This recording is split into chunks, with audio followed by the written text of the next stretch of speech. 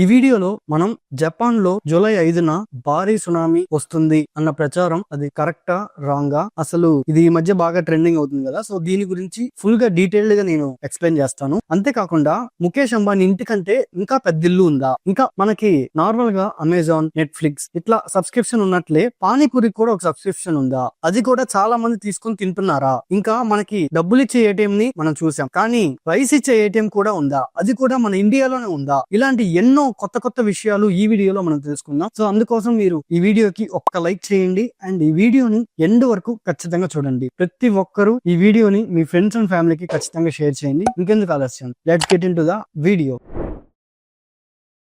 Skype ఇది చాలా మందికి తెలిసిన ఒక వీడియో కాలింగ్ యాప్. ఈ స్కైప్ ని 2003లో మైక్రోసాఫ్ట్ స్టార్ట్ చేసింది.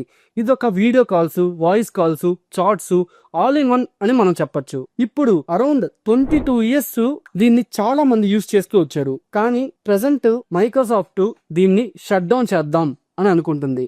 ఎందుకంటే మైక్రోసాఫ్ట్ ఫుల్ గా మైక్రోసాఫ్ట్ టీమ్స్ మీద ఫోకస్ చేసింది. ఇది చాలా ఫాస్టర్, ఇంకా స్మార్టర్, ఇంకా మోడర్న్ కమ్యూనికేషన్ కి చాలా ఈజీగా ఆల్మోస్ట్ ప్రెసెంటే క్రోర్స్ ఆఫ్ యూజర్స్ అనే వాళ్ళు ఉన్నారు. అందుకోసమే స్కైప్ ని మైక్రోసాఫ్ట్ టీమ్స్ లాగా దీన్ని ఆల్టర్నేట్ లాగా యూజ్ చేసుకోవాలి. సో స్కైప్ యూసేజ్ ని చాలా డ్రాప్ అవ్వడం వల్ల, ఎస్పెషల్లీ కోవిడ్ టైంలో చాలా డ్రాప్ అయిపోయింది. అప్పుడు టీమ్స్, జూమ్, గూగుల్ మీట్ ఇలాంటి టూల్స్ చాలా బాగా పాపులర్ అయ్యాయి. అందుకోసమే యూజర్స్ మొత్తం మైక్రోసాఫ్ట్ టీమ్స్ ని యూజ్ చేయడానికి చాలా అలవాటు పడ్డారు. అందుకోసమే దీని అఫీషియల్ షట్ డౌన్ వచ్చి జూలై 2025 అన్నట్లు మైక్రోసాఫ్ట్ రీసెంట్ గా అనౌన్స్ చేసింది. సో ఈ అప్డేట్ ని ప్రతి ఒక్కరికి మీరు షేర్ చేయండి.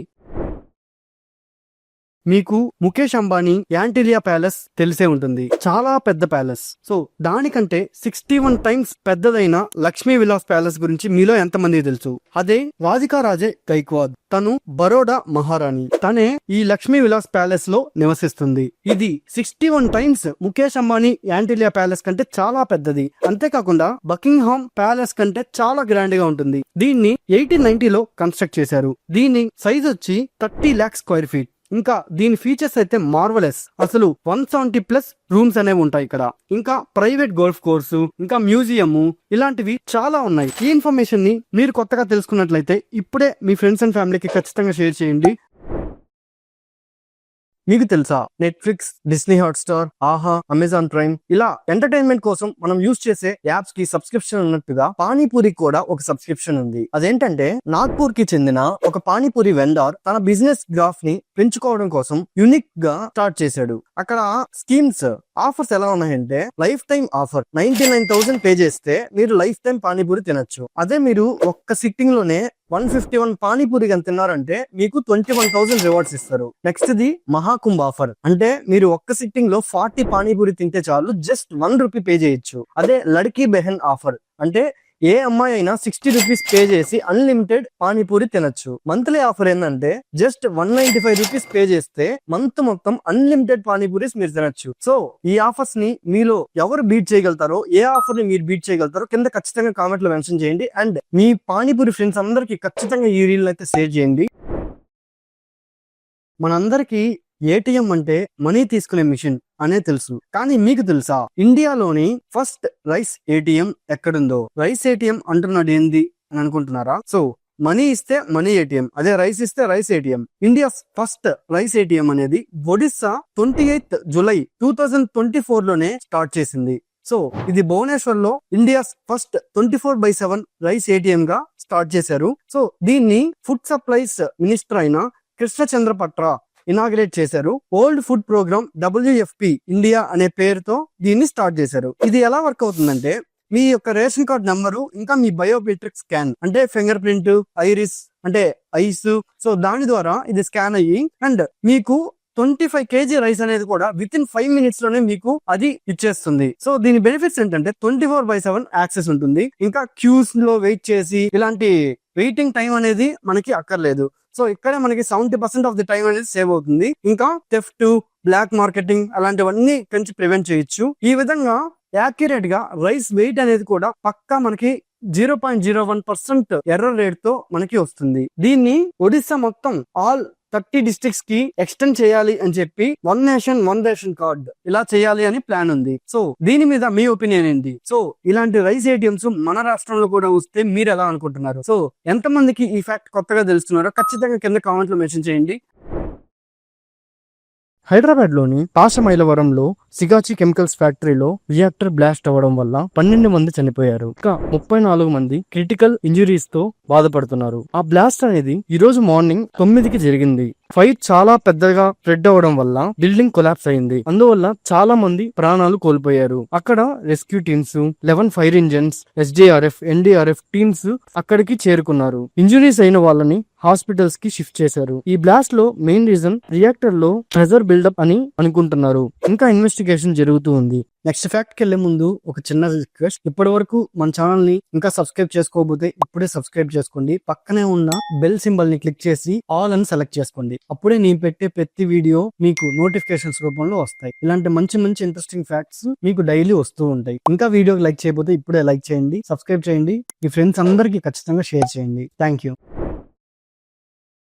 Smoking is injurious to health. ఇది మనం చాలా సినిమాల్లో చూస్తున్న ఒక కొటేషన్, కానీ ఎవ్వరు దాన్ని ఫాలో అవరు. స్మోకింగ్ చేస్తే ఫైన్ ఉంటుంది, టొబాకో లా ద్వారా ఫైన్ ఉంటుంది అని తెలిసినా కూడా చాలా మంది స్మోకింగ్ అనేది చేస్తూ ఉన్నారు. అందుకోసం కర్ణాటక గవర్నమెంట్ రీసెంట్ గా ఒక కొత్త రూల్ ని తీసుకొచ్చింది. పబ్లిక్ ప్లేసెస్ లో స్మోకింగ్ చేస్తే ప్రీవియస్ గా 200 రూపీస్ ఫైన్ ఉండేది, అది ప్రెసెంట్ 1000 కి ఇంక్రీజ్ చేశారు. ఇది అవేర్నెస్ ని క్రియేట్ చేయడానికి చేసిన ఒక బోల్డ్ స్టెప్ అని మనం చెప్పొచ్చు. టొబాకో పర్చేస్ చేయడానికి మినిమం ఏజ్ అప్పుడు 18 ఇయర్స్ ఉంటే ఇప్పుడు 21 ఇయర్స్ కి చేంజ్ చేశారు. ఇది యంగ్స్టర్స్ ని ప్రొటెక్ట్ చేయడానికి అని మనకు అర్థమవుతుంది. అలాగే ఇండియాలో 267 మిలియన్ టొబాకో యూజర్స్ అనే వాళ్ళు ఉన్నారు. చూసారా ఎంత వ్యాస్ట్ మెజారిటీ ఉన్నారో? యూతే ఎక్కువగా దీన్ని యూజ్ చేస్తూ ఉన్నారు. ఇంకా టొబాకో రిలేటెడ్ హెల్త్ ప్రాబ్లమ్స్ వల్ల ఎవ్రీ ఇయర్ అప్రాక్సిమేట్ గా 13.5 lakh పీపుల్ చనిపోతున్నారు. అంటే ప్రతి 40 సెకండ్లకి ఒక డెత్. చూసారా ఎంత డేంజరస్ టొబాకో అనేది? ఇది మన ప్రొటెక్షన్ కోసమే గవర్నమెంట్ తీసుకుంటున్న ఒక స్టెప్. మన హెల్త్, మన యూత్, మన ఫ్యూచర్ కోసమే. సో ఈ ఇన్ఫర్మేషన్ ని ప్రతి ఒక్కరికి షేర్ చేయండి. మన ఇండియాలో ఎక్కువగా హిందూ టెంపుల్స్ ఉండే టాప్ 5 స్టేట్స్ ఏంటో చెప్తాను, ఇప్పుడే ఈ రీల్ ని సేవ్ చేసుకోండి. 5th place Andhra Pradesh. ఆంధ్రప్రదేశ్ లో 32,000 టెంపుల్స్ పైగానే ఉన్నాయి. Next one Karnataka. కర్ణాటకలో 34,000 టెంపుల్స్ పైగా ఉన్నాయి. 3rd place Uttar Pradesh. ఉత్తరప్రదేశ్ లో 55,000 టెంపుల్స్ పైగా ఉన్నాయి. 2nd place Maharashtra. ఇక్కడ 77,000 టెంపుల్స్ పైగానే ఉన్నాయి. 1st place Tamil Nadu. తమిళనాడులో 79,000 టెంపుల్స్ పైగా ఉన్నాయి. ఈ ఇన్ఫర్మేషన్ ని మీ ఫ్రెండ్స్ అండ్ ఫ్యామిలీకి ప్రతి ఒక్కరికి షేర్ చేయండి.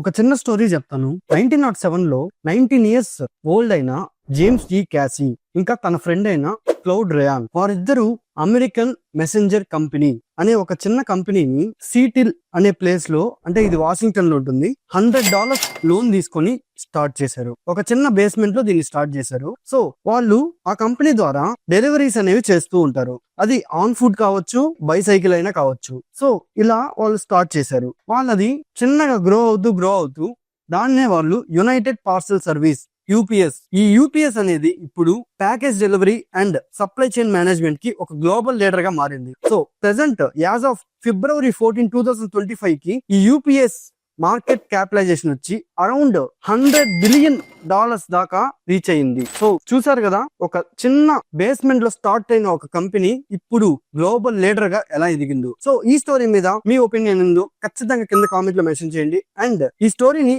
మీ ఫ్రెండ్స్ అండ్ ఫ్యామిలీకి ఖచ్చితంగా షేర్ చేయండి. ఈ రోజు డేట్ జూలై 5. జపాన్ లో ఇవాళ భారీ సునామీ సంభవిస్తుందని చాలా మంది సోషల్ మీడియాలో ప్రచారం చేస్తున్నారు. సో అది నిజమా కాదా? Let's find out. So actual గా రియో టుక్సికి అనే ఒక బొమ్మల కథల రచయిత్రి 1999 లో రాసిన ఒక బుక్ దీనికి కారణం. ఆ బుక్ నేమ్ ద ఫ్యూచర్ ఐసా. సో ఆ బుక్ లో ఏముందంటే 2011 లో మార్చ్ లో జపాన్ లో వచ్చిన భూకంపం సునామీ గురించి ముందుగానే ఆ బుక్ లో తను రాసింది. సో అందువల్ల 1999 లోనే 2011 లో వచ్చిన భూకంపం సునామీ గురించి ముందుగానే రాసింది కదా. సో అందుకోసం ఇప్పుడు రీసెంట్ గా 2021 లో ఈ బుక్ ని మళ్ళీ రీప్రింట్ చేసింది. ఆ 70 ఇయర్స్ టుట్స్కి దీన్ని మళ్ళీ రీప్రింట్ చేసింది. సో ఆమె ఈ బుక్ లో ఇప్పుడు, అంటే 2021 లో రాసి బుక్ లో జూలై 5 భారీ సునామీ వస్తుందని చెప్పింది. సో ఇది చాలా మందిని భయపెడుతూ ఉంది. కానీ JMA జపాన్ మెట్రలాజికల్ ఏజెన్సీ వాళ్ళు మాత్రం ఇదంతా నమ్మొద్దు అని చెప్తున్నారు. దీని మీద మీ ఒపీనియన్ ఏంటో ఖచ్చితంగా కింద కామెంట్ లో మెన్షన్ చేయండి. ఉజ్జయినిలో కాలభైరవుడికి ఏ ప్రసాదం ఇస్తారో మీకు తెలుసా? అక్కడ ప్రసాదంగా మద్యం ఇస్తారు. ఎందుకంటే ఒకసారి బ్రహ్మదేవుడు అహంకారంతో తానే గొప్ప అని విష్ణువుతో చెప్పుకుంటాడు. అంతేకాకుండా శివుడిని కించపరిచి మాట్లాడతాడు. అది విన్న శివుడు బ్రహ్మ అహంకారాన్ని అణిచివేయాలని శక్తివంతమైన కాలభైరవుడిని సృష్టించి బ్రహ్మ యొక్క 5వ తలని వధించమంటాడు. దీంతో కాలభైరవుడు బ్రహ్మ 5వ తలని వధించడంతో బ్రహ్మహత్య పాపం చుట్టుకుంటుంది. ఈ దోషం వల్ల కాలభైరవుడు అన్ని చోట్ల తిరుగుతూ బ్రహ్మ తల యొక్క పుర్రెతో భిక్షాటన చేస్తూ ఉంటాడు. భిక్షాటన చేస్తూ ఎప్పుడైతే కాలభైరవుడు ఉజ్జయినికి చేరుకుంటాడో బ్రహ్మ హత్య పాపం నుండి విముక్తుడవుతాడు. అప్పటి నుంచి కాలభైరవుడు ఉజ్జయినికి రాక్షసుడు అయ్యాడు. కాలభైరవుడు అత్యంత శక్తివంతుడు అవడంతో అందరి దేవులలా కాకుండా శక్తివంతమైన బహుమానాలు స్వీకరిస్తాడు. అందుకే కాలభైరవుడు మద్యం కూడా స్వీకరిస్తాడు అని అక్కడ ప్రజలు నమ్ముతారు. ఈ ఇన్ఫర్మేషన్ ని ప్రతి ఒక్కరికి షేర్ చేయండి.